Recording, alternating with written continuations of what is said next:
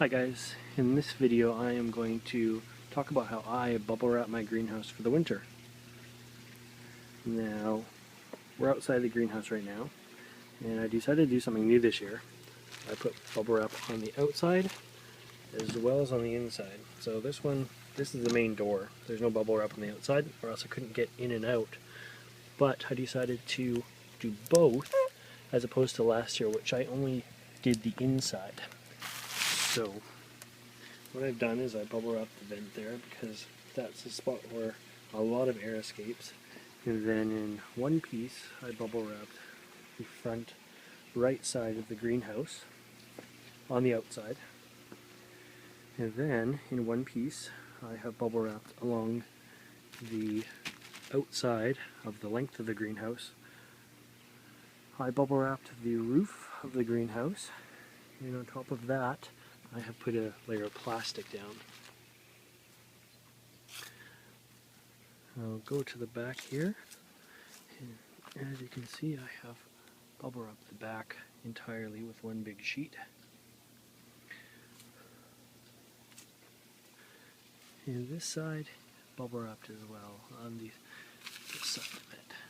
So 90% of the greenhouse has been bubble wrapped from the outside. The way I attached the bubble wrap was actually just with box tape. And I know it doesn't sound like it's going to hold to that, but I tried it last year and it actually did hold completely through a bunch of storms and wind. It's just a matter of box taping it up while it's dry and waterproof. So there's that. We'll take a step on the inside. Hold on one second. Okay. In we go. Now it's a late November day, and what I've done here is, well, to go back a year, last year I only bubble wrapped one layer on the inside, and I found it still costs quite a bit to heat it.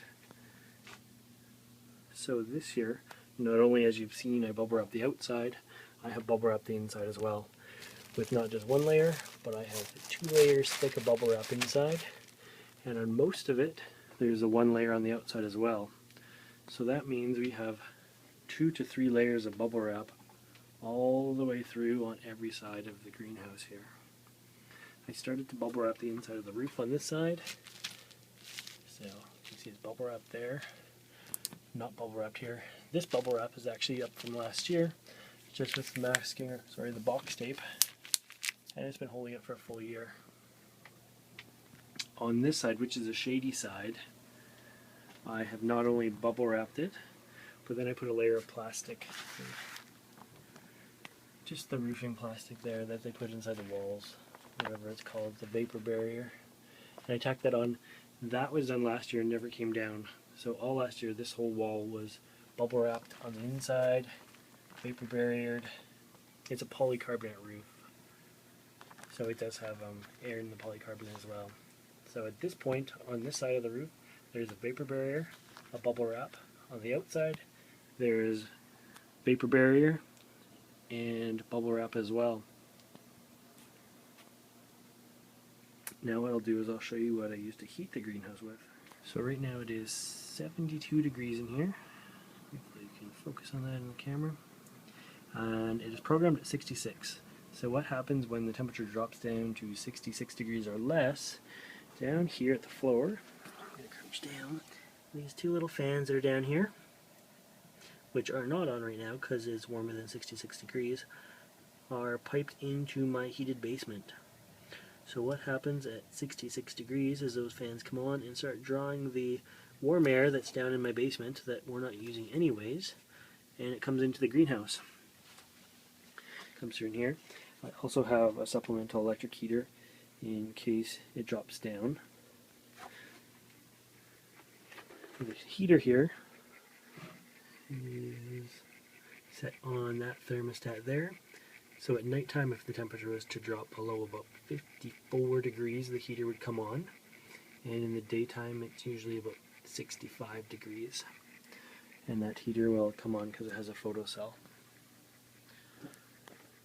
And just another note on the heating controls there, they all do have photocells on them, so The nighttime temperature, I don't like it to get much below 55 degrees.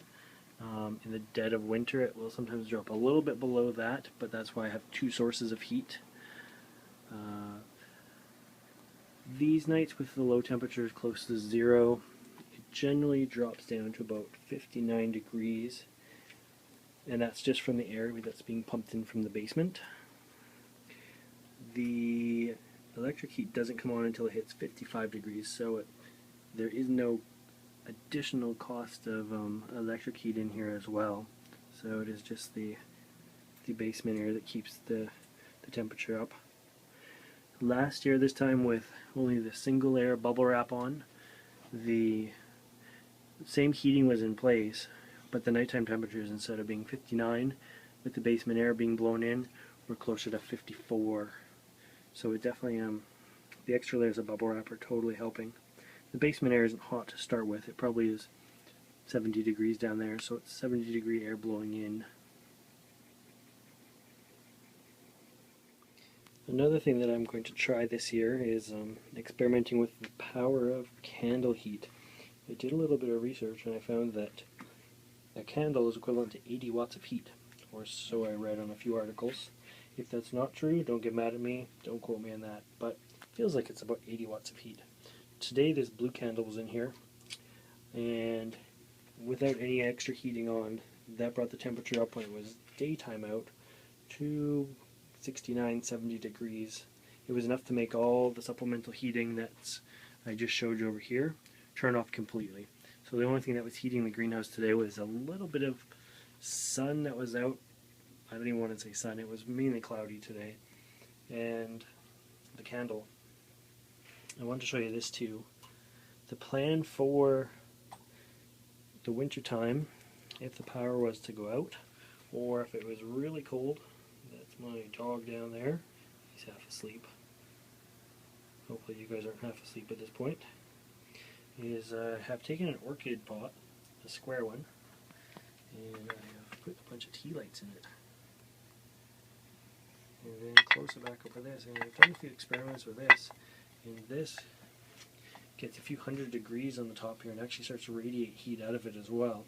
And I'm hoping to offset the cost of electricity with some really cheap tea lights that I bought, or in the event of a power outage, and this guy's not working, I'm able to get 2 to 4 to 6 hours of heat out of this.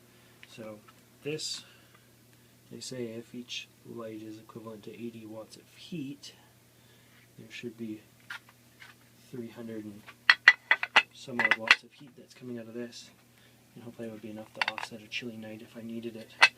I can also do 2 or 3 of those in the event of a power outage, and it actually really throws off the heat. Well, let me just get my heat gun here, and nope, he's awake now. I'll turn this on, and you'll see. And so I just lit this for the experiment here, or just for the camera.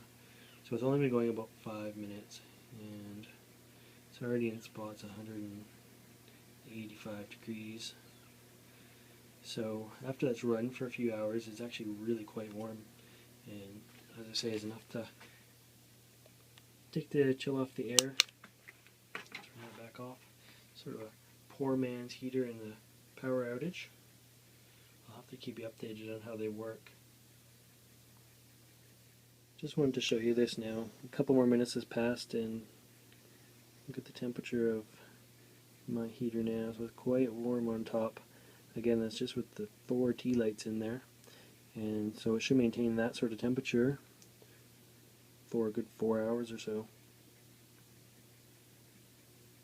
Definitely enough to take the chill off the air.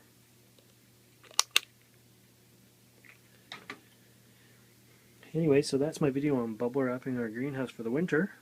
If you guys have any questions, feel free to leave comments below.